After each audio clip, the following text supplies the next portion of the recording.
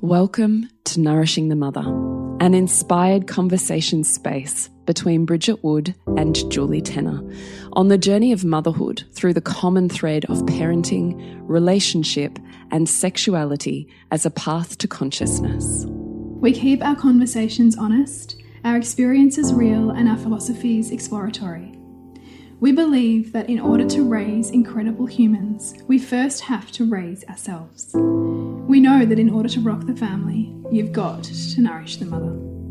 If you are here, you care about paving a path of conscious and intentional motherhood, connected with yourself and your gifts, and also illuminating your children in theirs so we may raise more whole humans who can impact this world in a more humane way. If you desire to integrate your learnings practically and supportively, head on over to bridgetwood.life or julietenner.love to go deeper. And for all live-streamed pre-release podcasts and all our free content, head over to our free Facebook group, Nourishing the Mother with Bridget Wood and Julie Tenner. We are Julie Tenner and Bridget Wood, and we are so grateful you're here. Hello and welcome to Nourishing the Mother. I'm Bridget Wood. And I'm Julie Tenner. And today's podcast is The Isolation and Loneliness of Motherhood is Real. And it follows a really beautiful email from a listener, which we just absolutely heartfelt adore and send out a huge, heartwarming, huge hug, sense of gratitude, because it's such a beautiful experience to read and feel another woman's truth. So we're hugely grateful. And then to be able to extend that out with a conversation and a podcast feels like medicine for us. So thank you very much to that beautiful listener. Before we jump into today's podcast, I'd love to remind you to jump on to nourishingthemother.com.au, scroll on down to the red banner, drop in your email, and you are part of our community. And we will send you an email every so often with all of the links that you need to be able to dive deeper where you would like to dive deeper. So come find out what's going on at nourishingthemother.com.au. So the email goes, "Hi, Julie and Bridget. I am emailing you to let you know how much an impact your podcast has had throughout my entire mothering journey thus far. There have been times when I have felt truly hopeless and lost and then turned to your podcast for help. You articulate experiences that I am in the midst of, emotions that I am feeling in full force, but have not yet been able to explain because I don't have the vocabulary or points of reference to understand what I'm going through with my 18-month-old. Oh, right now I am actually trying not to burst into tears. It's been an extremely hard few months. In the last months, I have come to realize that society is not organized to support mothers, fathers, parents. I am so isolated. I feel alone, as if I am doing this motherhood thing on my own. This is not something that I anticipated. I ask other mothers about this and how they are feeling, and they feel the same. Why? How do we solve this issue? It feels like mother's group, daycare, help from my mum twice a week is not enough. I feel like we're all struggling without knowing how to change things. Is motherhood just as destined to be hard and stressful 90% of the time? There are times when I'm not the mother I thought I would be, simply because I am so fucking exhausted, I don't even know myself. Anyway, without putting the pressure on, I hope you realize how spectacular the space you've created for mothers really is. I have learnt more from you both and feel more connected by listening to your conversations than I have through interactions with my own mother. The conversations hold the listener and are deeply nourishing. I am so grateful for your support. Jen." Ugh. Just like my heart wants to break and melt and weep and do all of the things at once. I know, right? Yeah. Because, Julie and I can sit here and have these conversations and wonder if anyone's actually listening. Totally true. Who knows? We just put it out into the ether and see who picks it up. So it really is deeply, deeply fulfilling for us to hear that these conversations are a lifeline for some mothers. That just makes them so worth having for us. It really does. So we would really love to be able to meet your conversation where you have so beautifully led it. beautiful listener, Jen. And where we want to begin with that is self-validation. Yes, because we can't ask the outer world to love the pieces of us that we're struggling or can't love or can't own or can't validate. It's futile. They mirror reflections, really. So, you only feel seen to the extent you see yourself, and validated to the extent that you value yourself. And if you have lived a life thus far looking for that sense of fullness from an external world in which this entire world is orchestrated toward. For us to do that. This is the problem with sticker charts and praise and systems orchestrated for good behaviour that is rewarded and bad behaviour that is punished. You are not alone. We literally, as a culture, are programmed to look for the validation and sense of achievement, success, and self as reflected externally. Hierarchies and ladders of success and trajectories that are mapped out and clearly tangible. So I really want you to know that even as you hear us say, we've got to stop looking for the validation outside of ourselves, is that we say that not with a sense of shame or harsh critique, but with a sense of deep knowing that because this world does not validate the experience of mothers or value the gifts and the service of motherhood, you must. You must lead the change. You must see your worth and prove it to your own conscious mind over and over.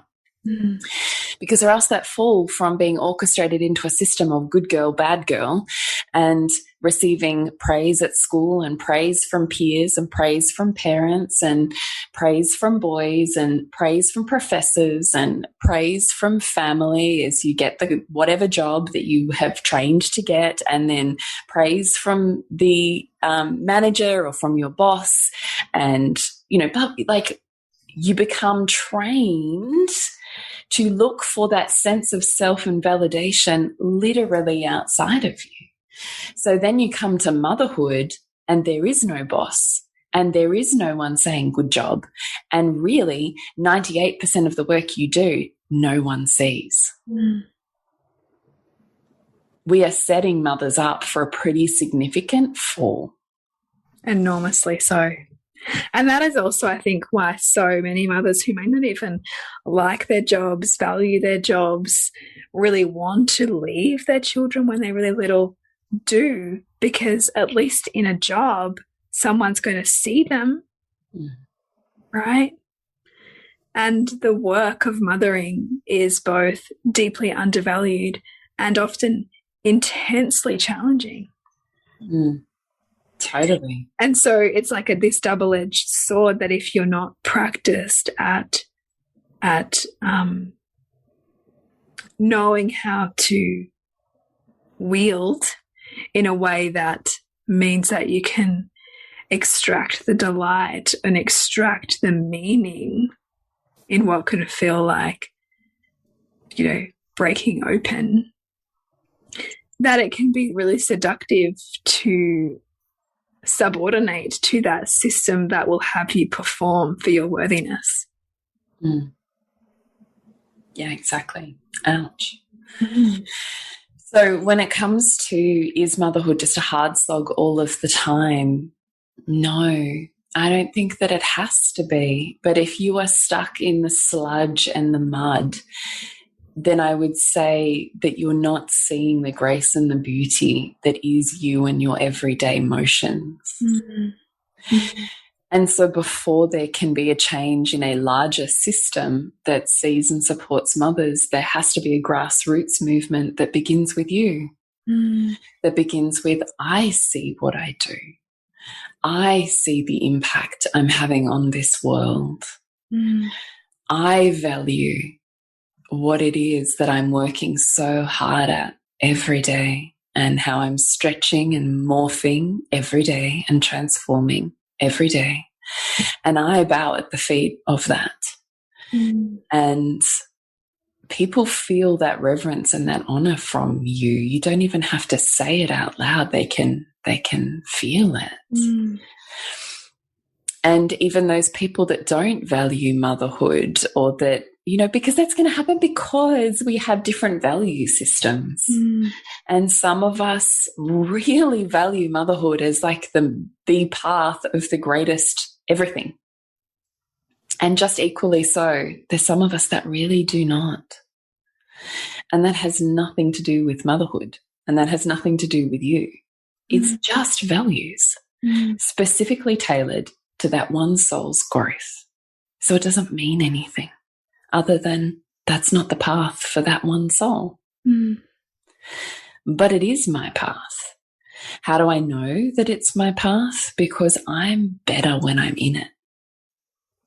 You know, when I've lost myself and I'm feeling shit and funky and like, who the heck am I? I make sure I spend a good solid 2 days of zero work, zero anything else, zero distractions, just being around my kids. It's like a trip to the biggest day spa I've ever been at, because it's my top value. But it may not be yours. And that doesn't mean anything. It doesn't mean you don't love your children. It doesn't mean anything other than, is this the most inspiring path for me right now? And if the answer is yes, then you've got to be courageously willing to see that. You've got to be courageously willing to really breathe in the grace and love that is present in the tiny moments of wonder with a lit up smile from one child. Or when you could lose yourself in those eyes, when you know you've connected on such a deep level that they're like, I don't know, feels like I'm drinking in this warm grandmother's soup as I gaze into that connection in the eyes of my child. So you've got to see the impact you're having first before anyone else in the world can see it or chooses to see it. And if you're not feeling valued in that, there may be that you need more rest, or you need to be seen in how hard it is, because nothing has to change. But what can make an enormous impact is just being seen in your struggle. There is a massive difference between me being stoic and putting on, you know, a stiff upper lip and just kind of like gritting my teeth and getting through a day that's been fucking brutal, versus me having a setup with my partner that's like, I need some listening time tonight. Today's been fucking rough. And him just seeing and witnessing me as I let the authenticity of everything I've been holding in that day pour out of me. To be seen and witnessed in that authenticity changes it immediately, and I am no longer stuck in the sludge of holding on to the sludge. It's gone from my body. I'm seen. I'm validated in that moment because my struggle and my pain is recognized. I'm not on an island on my own. Hey, this thing happened. I need to share this with you. What do you need? Is always the question that comes back. That's a setup conversation with my partner. What do you need? Well, after I've got it all out and my body's back and I've not dysregulated and holding on to old stuck feelings and old back pocket arguments, then I'm free. What do I need? Fuck, what do I need? What do I need to feel really good? What do I need to enjoy my day? Oh, that's right. I need these things. I forgot. I need a really good lunch. That's right. I haven't been preparing that. I forgot that I need early nights. What do I need to have an early night? There's usually only 3 or 4 things that you really honestly need for your own well-being and care. But we so often forget them. And sometimes too, it can be a pattern of like, if you're not paying attention to that, then you'll be on a pattern of like, okay, well, I need something different then. I just need different. And then you load yourself up with a Netflix series or too much time scrolling, or which actually still just leave you empty and more conflicted often. And so I love that reminder of it's often those simplest building blocks. It really is. So you've got to value yourself first. So if your pain is not being witnessed, if your struggle is not being seen in a way that feels like it hits that sweet spot and you kind of erupt and empty, and then you're back to feeling regulated and harmonious and in connection and love, if that isn't the state that you're starting at, that has to be step number one. You can't connect if you're so full of content and stress and pressure and pain and unmet needs that they're like, and you can't even feel a baseline to be able to connect. So that has to be number one. I think number two then really needs to be that you are stacking the evidence for the value in the work that you do to contribute to this one child, to contribute to the pattern changes and cycle changes of a lineage, which is no small task. Holy moly. Yeah, it's enormous. Right?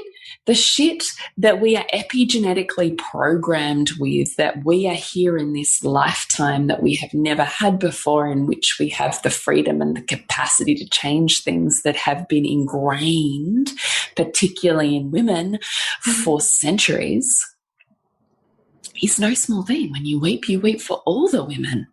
When you scream for all the women. Like sometimes it's not even just you. Yeah.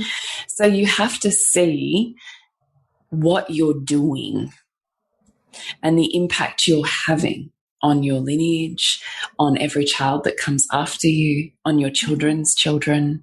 Like you have to see how profound that is and how important it is that you're here. And then you have to ask yourself, what is it that I need to feel good here without anything changing externally to me? What do I need to feel good here? So, I mean, maybe you and I could just riff on that conversation a little bit. I know that 100% of the time for me, it's slow the fuck down. So I just need to move with greater intention and way slower. So that really means seriously walking slower, feeling my body while I'm moving, more music, candles, scents, things that bring me back into my body, because my mind will go forwards and backwards, future and past, but my body is here. And here in this moment is the most perfect love, if only I'd be open to it. I love that reminder because it's so true. So true. It's the only thing that's right here. It's the only thing that keeps you right here. So come back to it and come back to it and come back to it. What do you need to come back to it? That's what I need. What do you need, Pritchie? I need my space to be supportive of that connection to my body. So for me, I feel scattered often and overwhelmed when all I look is everywhere I look, there's a surface that's saying, do something with me. You know, like I'm unfinished. This needs moving. This needs sorting. This needs fixing. This needs addressing. Ah, yes. When my space is like that, I find it really jarring and distracting, and can often take away from the presence that my child's asking of me, because it's like I'm trying to orient to them, but my brain's kind of still going, yeah, but there's this stuff around. Like everything's yelling at you. It just feels like noise, you know, like it's registering as noise for me. And so that for me is something, in addition to that, the slowing down and also noticing when I'm seeking more input, like content, as escape, when actually I need to orient to my immediate environment and how that environment could shift to help me come back more into my body and into this present moment. And so how can I create that? And also how can I support my family to want to create that too? because I don't believe that it's all my job either. Totes, what does that mean? So it means, I mean, I have like a bit of a soft structure with my kids around them doing certain jobs. So those things need to be done, you know, before iPad time, for example. And that I know that my nights particularly are set up so that they have a really strong rhythm to them. That means that I don't feel overwhelmed by them, that I can flow through each of those phases of the evening without feeling like I'm trying to hurry them to bed, for example. And so that feels really supportive to me, to be able to know that that holds me, and therefore, because that holds me, I can hold them through these transitions. Yeah. But yeah, the structure to create that freedom is really important, I think. I think we would both offer also, please go back to the recent podcast on finding your people, finding your community. I can't remember what we titled it.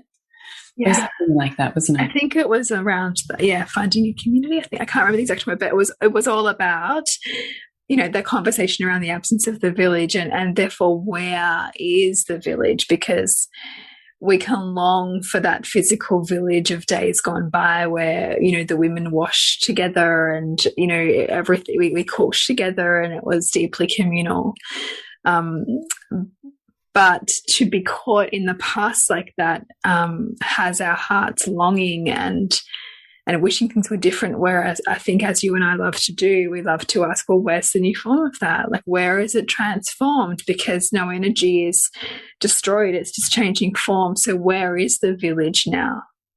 And we see a lot of it online. And it's possible to create deeply nurturing, connected relationships online that can then also pave the way to physical communities that you can create, and that often ask you to let go of your assumptions of who you think your peeps are too, and find, you know, common ground among diverse women, and that they can be your community. Amen. And the last point that we wanted to it's kind of the same point, actually. I was going to say the last point, we had 3 points down here that we really wanted to sit with, was that no one else will see you if you're not seeing you. So, but I think really what we want to sit in is also, I think we probably had that third point first. So let's go back to our original one, which is just actually really seeing and sitting in the experience that is feeling deeply isolated and deeply lonely, even though what I hear from this listener is, you know, I have mother's group once a week. I have childcare once a week, I think. I have my mum twice a week. Like, that for me is an amazing amount of support. I've never had a mum around me. I've never had daycare. And I've had a mother's group that I had to find because the one I ended up in wasn't great. So that says to me that there's something a little bit out of alignment with either the type of care that you're getting or what you're doing with your time when you are there. And I wonder if it would be a beautiful experience for you to really sit in the pain that you're feeling and let that move through your body, even doing mirror work and just witnessing yourself in the pain. If you don't even have a relationship with it, you feel can hold that at the moment. You might be taking small steps towards that, but also seeing yourself in that, because it's so interesting, isn't it, that even with potentially having people around you every day, you can still feel deeply lonely in motherhood. But that really means there's pieces of you that are not being met or that are being hidden and therefore can't be touched or seen or known, because it's not deeply restorative or nurturing. So isolation and loneliness in motherhood is absolutely a real experience, because you are raising these humans what feels like largely on your own, and no one sees the extent to which you go through to do that deep and profound work, and it's relentless. There is no lunch break. There is no 9 to 5. There are no holidays. There are no sick days. In fact, parenting when you're sick is literally the pits. Yeah. It's literally the worst. It is the worst. So I just think also we've got to realize the enormity of the task. We have never in human history ever had to do what we're doing now. Even back in our, what we might consider our idealized versions of village living, or the 50s where women potentially didn't work, or, you know, who knows, even up to the 70s. We were still in houses, communities, courts and streets where all of the kids hung out together. It's true. Where we house jumped because no one had cars or moved around, or extracurriculars, or whatever the case may be. This is the only time in human history that we are asked to do literally everything. And then, of course, it's no wonder then that there's, you know, so many kids who are so many parents who screen their kids. Because in the absence of the neighborhood, in the absence of that time when the kids were sent outside and told to come home for dinner, you know, the outside is the wonderland of the screen. And I mean, that's the new form of that, right? I know I totally digressed a bit. You took me on a journey there. No, well, it's fascinating though, isn't it? That's why we can't judge the screen, because I also think we're doing a lot. Yeah. We're doing way more than we have ever had to do in human history, ever. And it's interesting too when you listen to, Dr. Sophie Brock, she talks about, you know, mothers are mothering for so many more hours per week than they ever have before. Like mothering become more intensive than our mothers spent. There wasn't any focus or intensity on it. It's so easy to freaking judge, isn't it? Yeah. It's so easy to judge. But the truth is, this has never happened in human history before.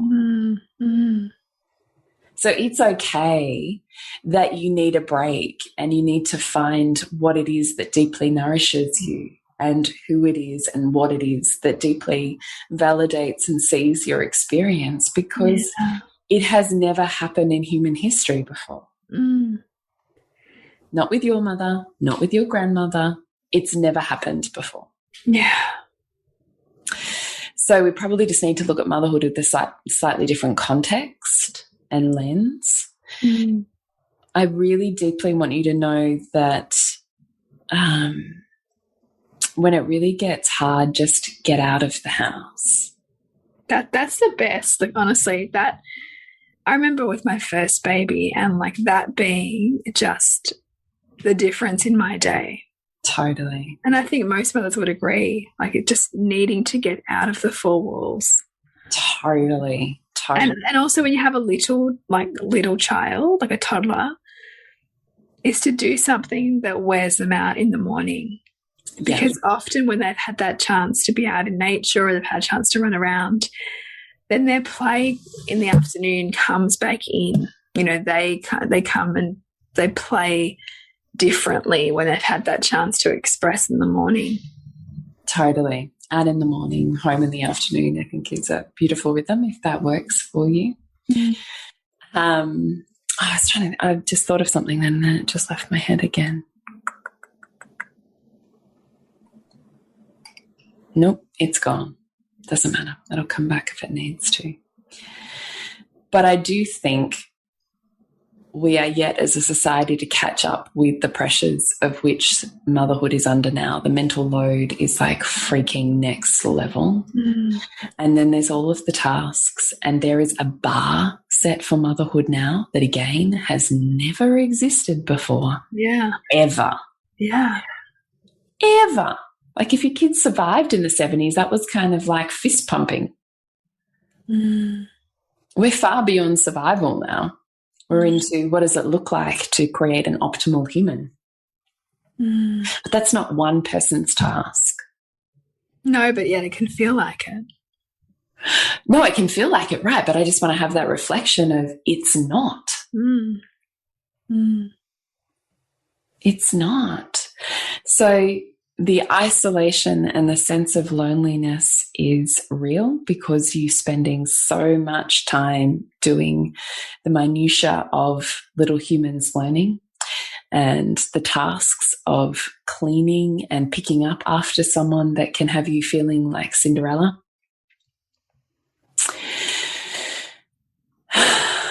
But if you only see your role as motherhood as there and you stop there, you'll never see the bigger picture and the grace with which you are weaving your world or your child.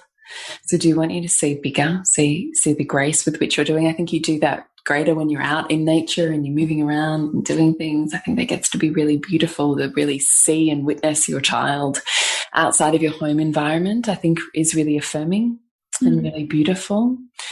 So do that. Find your people. They do exist. I promise they exist.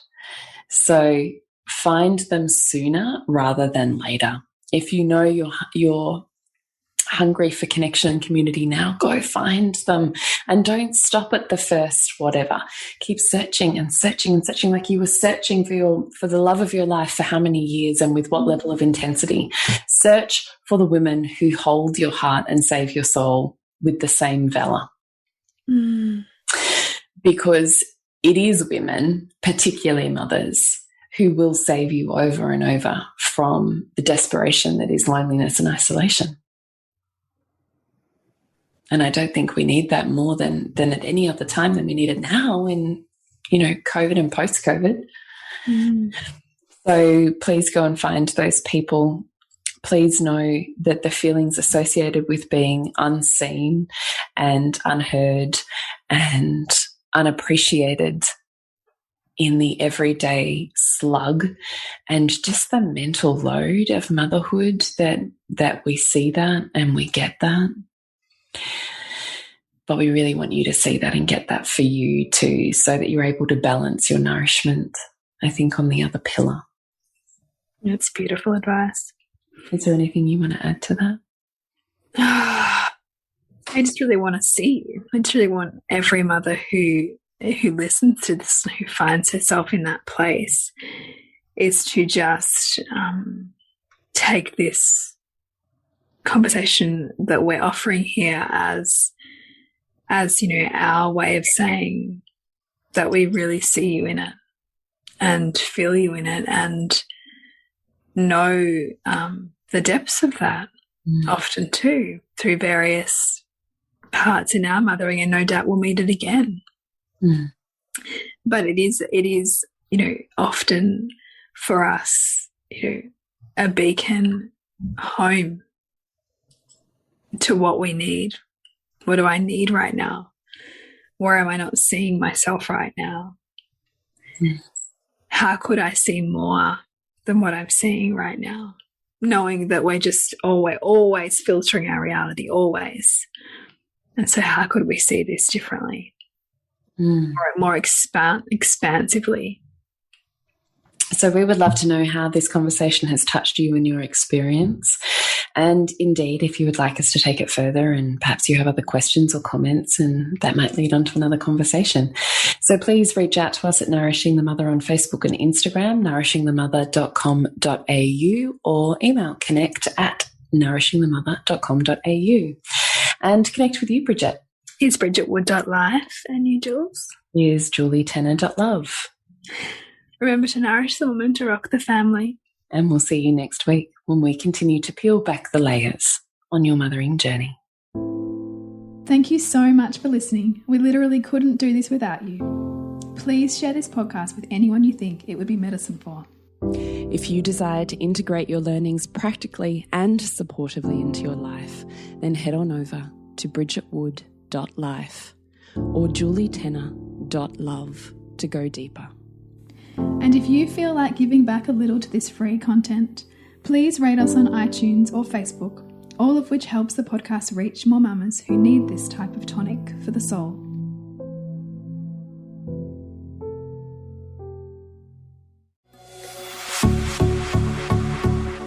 This has been a production of TheWellnessCouch.com. Check us out on Facebook and join in the conversation on Facebook.com/TheWellnessCouch. Subscribe to each show on iTunes and check us out on Twitter.